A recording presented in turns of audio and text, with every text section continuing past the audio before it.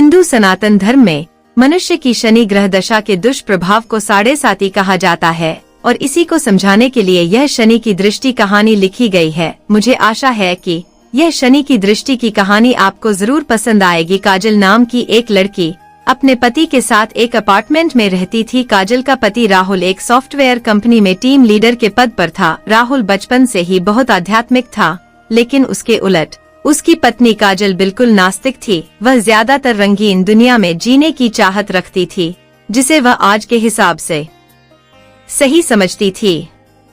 हालांकि इस बात को लेकर दोनों के बीच में कभी भी कोई अनबन नहीं थी।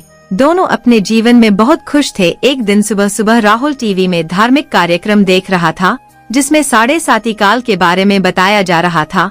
उसी समय काजल चाय नाश्ता लेकर आती है और राहुल के बगल में बैठकर चाय पीने लगती है और थोड़ी ही देर में वह राहुल से चाय पीते हुए कहती है, क्या सुबह से बोर कर रहे हो? और उसी समय टीवी का रिमोट उठाकर चैनल बदल देती है। राहुल को काजल का बर्ताव अच्छा नहीं लगता। वह काजल से कहता है, क्या तुम 7.5 की महादशा के बारे में कुछ जानती हो?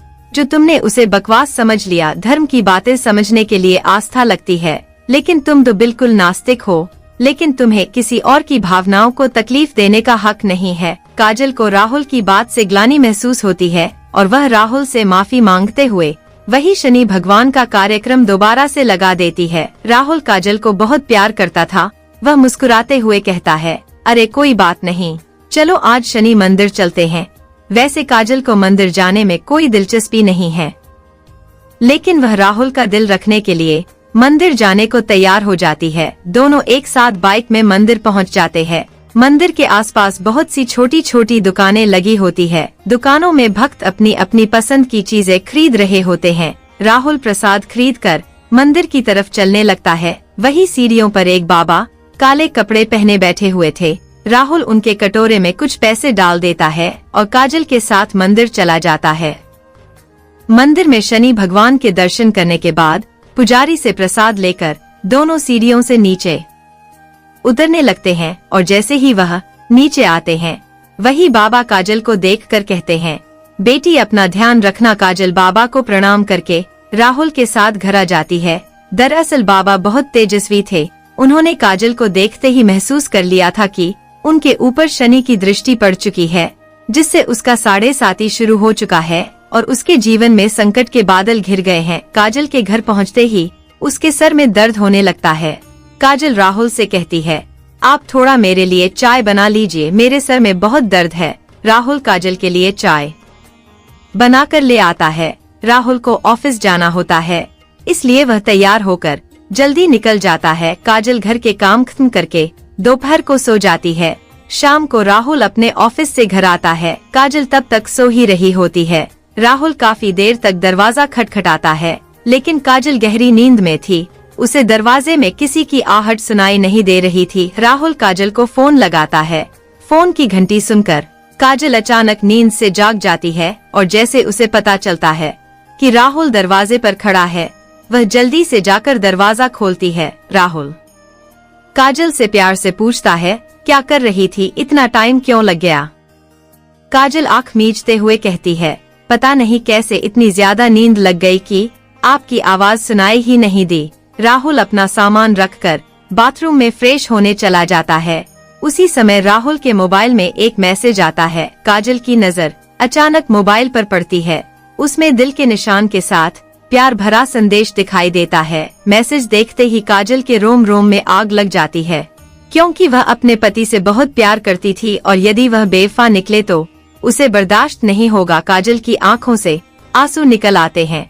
उसी समय राहुल बाथरूम से बाहर निकल आता है। काजल तुरंत उसका फोन रख देती है और अपने आप को काबू में करके अपने कमरे में चली जाती है। वह सोच रही थी कि अगर राहुल उसे खुद इस मैसेज के बारे में बताएगा तो ठीक है, नहीं तो वह इसके बारे में कभी बात नहीं करेगी और उसकी जिंदगी से हट जाएगी। दोनों के प्यार को ग्रहण लग चुका था। 7.5 काल ने काजल को अपनी गिरफ्त में ले लिया था। काजल का स्वभाव बदलने लगा था। वह अपने पति पर शक करने लगती है, जिसके चलते उसके रिश्तों में दरार आ चुकी थी। कुछ दिनों के अंदर दोनों के बीच में झगड़े होने प्रारंभ हो जाते हैं। राहुल काजल को समझाने की बहुत कोशिश करता है, लेकिन काजल के दिमाग में वही मैसेज घूम रहा होता है। वह राहुल की किसी भी बात पर भरोसा नहीं कर पा रही थी। राहुल काजल को खुश करने के लिए उससे कहता है, चलो मंदिर चलते हैं और वहीं से बाजार घूमने चलेंगे, आज कुछ कपड़े खरीदते हैं। लेकिन काजल गुस्से में वहाँ से उठकर चली जाती है। राहुल अकेले ही मंदिर चल देता है। राहुल को दोबारा वही बाबा मंदिर की सीढ़ियों में फिर से दिखाई देते हैं। वह राहुल को देखते ही उसे अपने पास बुलाते हैं। राहुल हाथ जोड़कर बाबा के सामने जाकर खड़ा हो जाता है। बाबा कहते हैं, बेटे तुम्हारे जीवन में संकट दिखाई दे रहा है, क्या तुम ठीक हो? राहुल कई दिनों से काजल से परेशान था। वह बाबा के सामने बैठकर अपनी समस्या बताने लगता है। हालांकि बाबा काजल के 7.5 योग के बारे में पहले से परिचित थे, इसलिए वह राहुल को काजल के ऊपर आए हुए संकट के बारे में बता देते हैं और कष्ट से मुक्ति के लिए उपाय बताते हुए कहते हैं कि तुम्हारी पत्नी को शनि भगवान की विशेष पूजा करनी होगी, जिसके बाद वह सामान्य स्थिति में आ जाएगी। राहुल भगवान का दर्शन करने के बाद घर पहुंचते ही काजल से कहता है, आज मंदिर में वही बाबाजी मिले थे, उन्होंने बताया कि तुम्हारा 7.5 योग चल रहा है, इसलिए तुम्हारे जीवन में चिंता बनी रहती है। तुम शनि भगवान की पूजा करो, उससे सब ठीक हो जाएगा। काजल अचानक राहुल से कहती है कि मेरी समस्या की वजह तो तुम हो। राहुल पूछता है, कैसे? लेकिन काजल बात को यहाँ वहाँ घुमा देती है। राहुल काजल को इस बार जोर देते हुए कहता है कि हर शनिवार को तुम शनि भगवान की पूजा शुरू कर दो। लेकिन काजल राहुल को मना कर देती है और गुस्से में कहती है, तुम मुझे किसी काम के लिए मजबूर मत करो, मैं इन सब बातों पर विश्वास नहीं करती। राहुल को समझ में नहीं आ रहा था कि वह अपनी पत्नी को शनि के प्रकोप से कैसे बचाए। वह दोबारा मंदिर की तरफ जाता है और बाबा को ढूंढने लगता है, लेकिन बाबा वहां से जा चुके होते हैं और अब वह अगले हफ्ते यानी अगले शनिवार ही यहाँ आएंगे। राहुल के पास तब तक का वक्त नहीं था, क्योंकि वह समझ चुका था कि अगर यह सब ठीक नहीं हुआ तो काजल और उसका रिश्ता टूट जाएगा। राहुल मंदिर में पुजारी जी से बाबा के बारे में जानकारी लेता है, लेकिन पुजारी जी को बाबा के बारे में कुछ पता नहीं था। वह कहते हैं, बेटा मैं यहाँ सुबह से आता हूँ, लेकिन मैंने आज तक किसी बाबा को सीढ़ियों पर बैठे नहीं देखा, पता नहीं तुम किसकी बात कर रहे हो।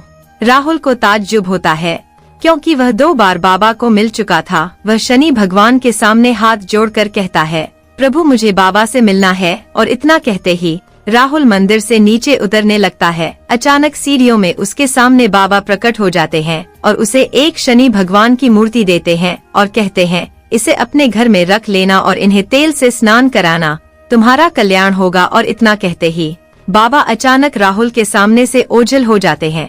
राहुल समझ जाता है यह कोई साधारण बाबा नहीं बल्कि तेजस्वी आत्मा है। राहुल अपने घर पहुंचकर शनि भगवान की मूर्ति स्थापित कर देता है। राहुल जैसे ही मूर्ति को तेल से स्नान कराता है, काजल पीछे से आकर जोर जोर से चिल्लाने लगती है और कहती है, खुद चरित्रहीन होकर ये ढोंग मत करो। अपनी गलती छुपाने के लिए तुम शनि भगवान का सहारा ले रहे हो। अपने आप को आईने में देखो तो पता चलेगा कि तुम कितने घटिया इंसान हो। काजल की इतनी अभद्र बातें सुनते ही राहुल के पैरों तले जमीन खिसक जाती है। उसने उम्मीद भी नहीं की थी कि काजल उससे कभी इस लहजे से बात करेगी। राहुल शांत स्वभाव का था।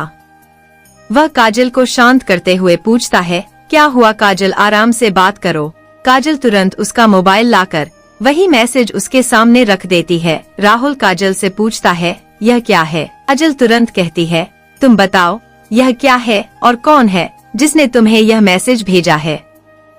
राहुल काजल की बात सुनकर मुस्कुराने लगता है और कहता है, अरे पागल, यह मैसेज उस लड़की ने मुझे नहीं भेजा था, बल्कि कंपनी में काम कर रहे मेरी टीम के एक लड़के ने उस लड़की को भेजा था और उस लड़की ने मुझसे उसकी शिकायत करने के लिए वह मैसेज मुझे फॉरवर्ड किया था। यह बात सुनते काजल का दिमाग शून्य हो जाता है। उसे कुछ समझ नहीं आता। वह जमीन पर बेसुध होकर बैठ जाती है। राहुल उसके बगल में बैठकर उसका हाथ पकड़कर पूछता है, क्या तुम इतने दिनों से इस मैसेज की वजह से मुझसे झगड़ा कर रही हो? तुम पागल तो नहीं हो गई? एक बार मुझसे पूछ तो लिया होता। मैं तुम्हारे अलावा किसी और लड़की के बारे में सोच भी नहीं सकता। काजल जोर जोर से रोने लगती है और राहुल के गले लग जाती है। अनजाने में ही सही, लेकिन शनि भगवान की कृपा से काजल को 7.5 योग से छुटकारा मिल जाता है। शनि भगवान के विराजमान होते ही दोनों के बीच झगड़े की वजह ही समाप्त हो चुकी थी और उनके जीवन में खुशियों ने फिर से दस्तक देना शुरू कर दिया था। आशा करते हैं कि आपको स्टोरी अच्छी लगी होगी। स्टोरी पसंद आई हो तो वीडियो को लाइक शेयर करें और चैनल को सब्सक्राइब जरूर करें। धन्यवाद।